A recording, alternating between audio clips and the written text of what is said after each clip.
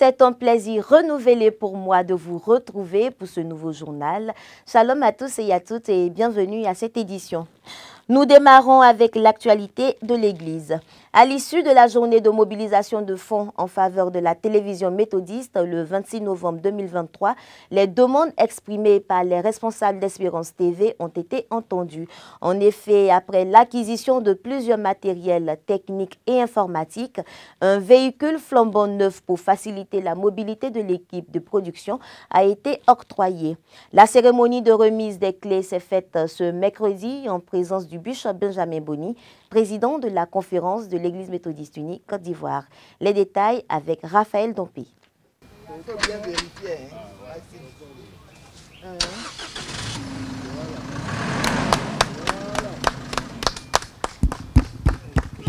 Espérance TV, la télévision de l'Église méthodiste unie Côte d'Ivoire, prépare activement sa montée sur les bouquets de diffusion. Le mercredi 6 mars 2024, au siège de la conférence de l'Église méthodiste unie Côte d'Ivoire au plateau, les responsables de la chaîne ont reçu officiellement des mains du bishop Benjamin Boni, président de la conférence annuelle de l'Église méthodiste unie Côte d'Ivoire, les clés d'un véhicule flambant neuf de type 4x4. Cet engin roulant va répondre aux besoins de mobilité de l'équipe de production. C'est pour moi l'occasion de remercier au nom du Seigneur tout le peuple de Dieu qui s'est donc mobilisé à travers des moments de dons volontaires pour qu'aujourd'hui, un pan des besoins de la direction générale puisse être comblé. Que Dieu soit donc loué et que très bientôt la porte soit ouverte, les premières émissions officielles puissent être réalisées. Madame Suzanne Adouko, directrice financière, a traduit le mot du président national des laïcs et de la direction financière de l'Église. Nous voulons bénir le Seigneur avec l'appel de fonds, la mobilisation de tous les méthodistes unis de Côte d'Ivoire. Par la grâce de Dieu, nous avons pu acquérir un véhicule pour le fonctionnement de notre maison à télévision Espérance pour permettre à l'équipe de la télé d'aller là où il faut pour que nos objectifs soient atteints. Pour la directrice générale de la communication, Régine Talmas Tayoro, et le directeur Maxime Zobo, à qui a été confié ce véhicule, c'est un soulagement et un grand pas qui vient d'être franchi dans le processus de mise en onde de la télévision méthodiste. Merci à tous les méthodistes et même les non-méthodistes qui ont contribué. Mais surtout, merci à l'Église. Le besoin du véhicule était une priorité. Nous allons avancer et nous pensons qu'avec la grâce de Dieu, nous irons encore loin avec tous les autres défis qui restent à venir. C'est un nouveau jour, donc avec l'acquisition de ce véhicule.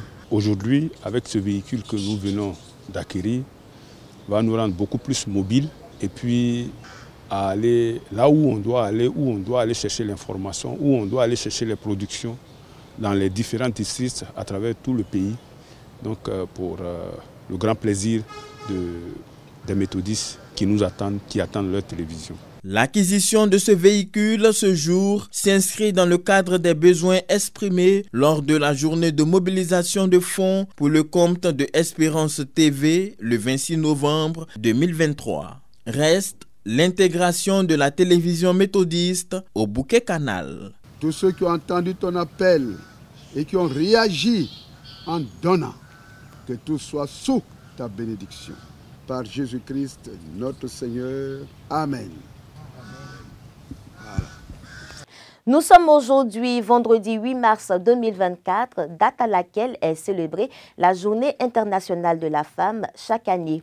Pour cette édition, la 47e, l'accent est mis sur l'action commune des organisations gouvernementales et non gouvernementales pour l'égalité des chances hommes-femmes afin d'éradiquer la pauvreté. C'est une belle perche que saisit Dame Agba Marcel, épouse Benzi, commissaire national des éclaireurs et éclaireuses unionistes de Côte d'Ivoire, qui candidate au poste de président de la Fédération ivoirienne de scoutisme. Pour cette grande ambition, elle a été reçue en audience par le bishop Benjamin Boni, qui lui a donné sa bénédiction. Le compte rendu de Raphaël Dompi. Agba Marcel, épouse Benzi, commissaire national des éclaireuses et éclaireurs unionistes de Côte d'Ivoire et ici en abrégé, a été reçue en audience par le bishop Benjamin Boni, président de la conférence annuelle de l'église méthodiste unie Côte d'Ivoire. C'était au siège de la conférence de l'EMUCI le mercredi 6 mars 2024. À cette rencontre, Agba Marcel est venu faire part de sa candidature au poste de président de la Fédération ivoirienne du scoutisme qui aura son assemblée générale ce samedi 9 mars 2024. Pour elle, il est important de recevoir la bénédiction de ses pairs. Votre fille a décidé de se présenter au niveau de la Fédération ivoirienne du scoutisme. Fille de l'Église, je suis venue présenter ma candidature aux laïcs d'abord et ensuite eux qui l'ont présentée au cabinet du bishop, donc recevoir la bénédiction du bishop pour que tout puisse bien se passer. La Fédération ivoirienne du scoutisme comporte deux branches majeures, à savoir la branche féminine et la branche mixte. La commissaire Benzi Agba Marcel, présidente des scouts méthodistes, est la seule femme à la tête d'une association mixte. La branche mixte est celle qui est plus portée en Côte d'Ivoire parce qu'elle prend en compte les deux sexes. Et je suis la première femme présidente à diriger une association mixte, que ce soit chez les méthodistes, que ce soit dans les autres structures, il n'y a jamais eu de femme. Profitant de l'occasion, la commissaire nationale des EUC, femme engagée, lance un appel à ses sœurs en ce mois dédié à la femme. Nous avons notre place dans la société où nous devons nous affirmer, nous devons nous positionner parce que nous recevons les mêmes formations que les hommes. Je suis la première femme à être titulaire de 4 bichettes. Nous ne sommes pas nombreux pour le moment, nous ne dépassons pas 10. Donc voilà, nous avons notre place.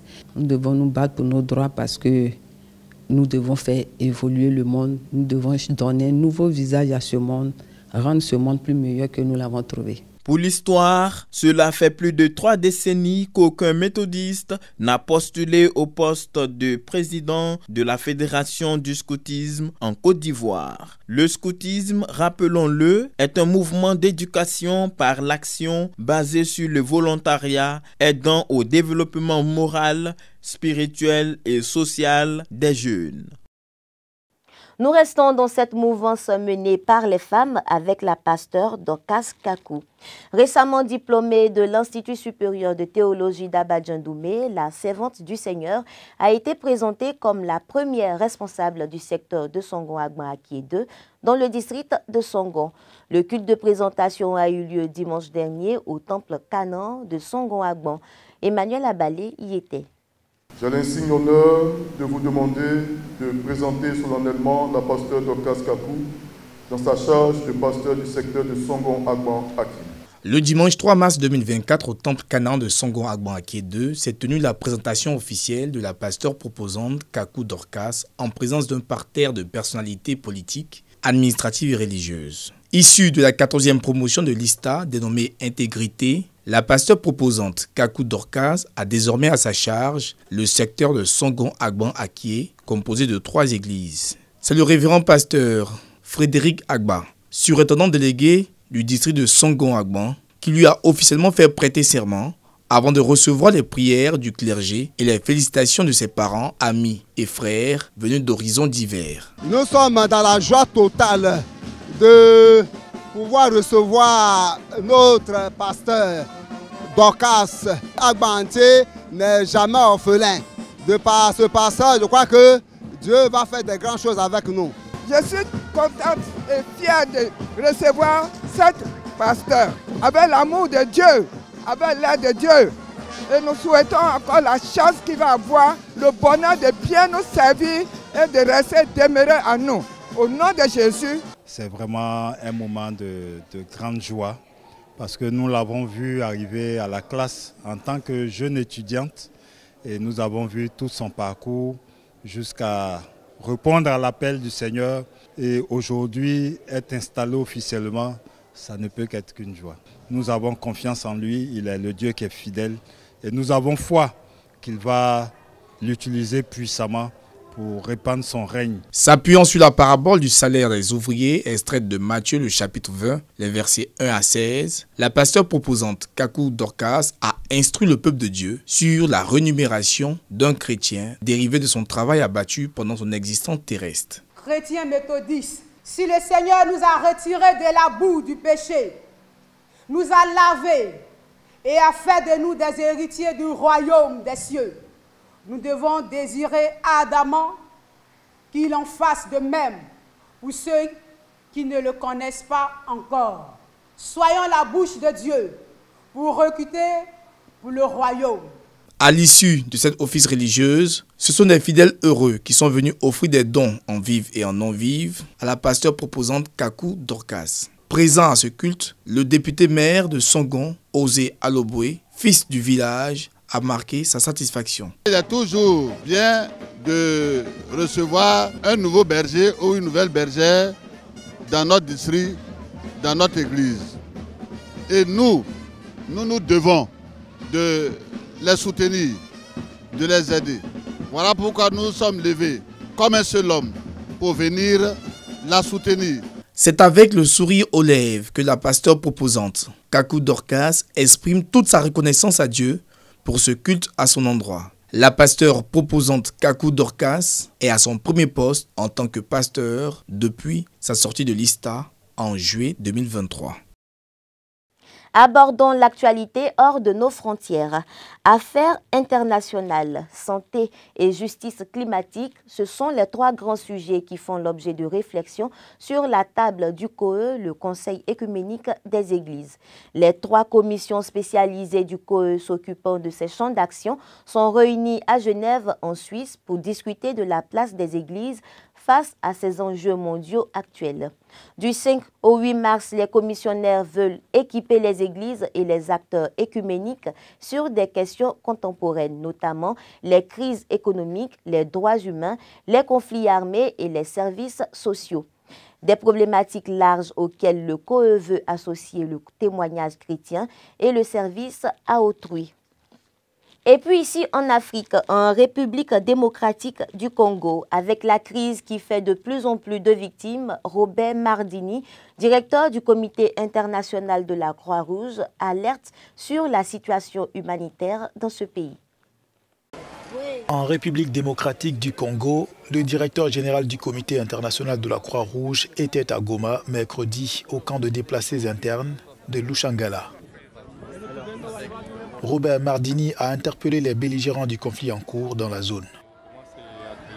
D'appeler toutes les parties au conflit et leurs alliés de respecter les règles de la guerre, le droit international humanitaire, les conventions de Genève. Ce n'est pas une option, c'est une obligation qui est contraignante pour toutes les parties au conflit. La guerre entre l'armée congolaise et le M23 fait de nombreuses victimes.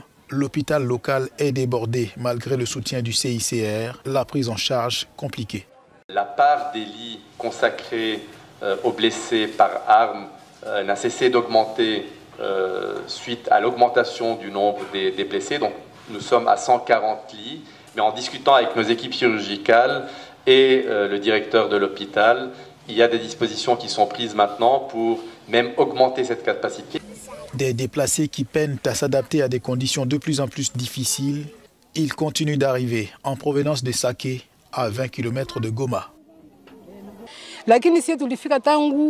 Nous sommes ici depuis le 15 février et nous n'avons rien encore reçu. Pas d'eau, pas de nourriture, pas de toilettes. Que de la souffrance par ici. Le CICR est formel. La hausse brutale du nombre de civils blessés par armes lourdes dans l'est de la RDC menace d'aggraver la crise humanitaire.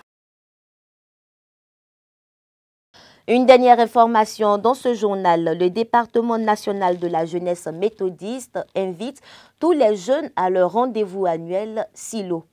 L'édition 2024 de ce rassemblement de prière et d'enseignement se tiendra ce dimanche 10 mars 2024 dans le district de Songon. Et voilà, c'est la fin de cette édition. Merci de l'avoir suivi. Bonne célébration des droits de la femme à toutes les femmes du monde et celles de la Côte d'Ivoire en particulier. Excellente suite de programmes sur Espérance TV. Dieu vous bénisse.